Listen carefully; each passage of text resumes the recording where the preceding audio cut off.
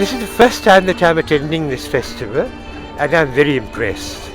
Not only with the way that it's been organized, of course, the exhibition of books and the selection, but mainly for the selection of those who are participants and the reasons, the very valid reasons as to why some people have been asked to come and present personally, others, of course, have been covered, and the people who are present, the high quality of the intellectuals who are present on the occasion.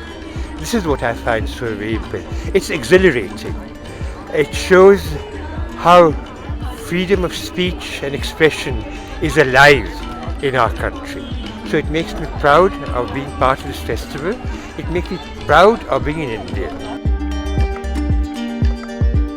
The book is really about my own time with Rajiv Gandhi. It was an interesting time because we started in school together, so school life is covered.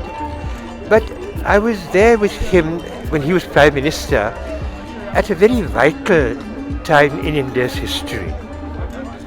And because I had worked with him while he was Prime Minister, even after he was no longer Prime Minister, because I was there till 87, middle of 87, even when he was not Prime Minister, our friendship continued.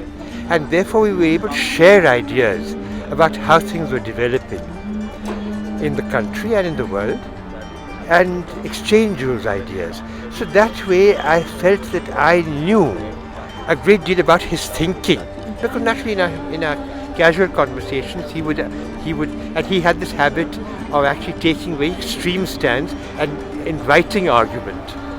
That is actually a management technique which I then experienced later, but he had it fully in his hand at that time.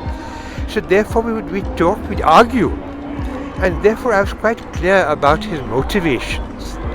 He was a very fine person, and the fineness of his nature, the high qualities of his nature, and I've described him in the words of Antony regarding Brutus, this was a man. And I felt that since he was a person who can be described as having been a man,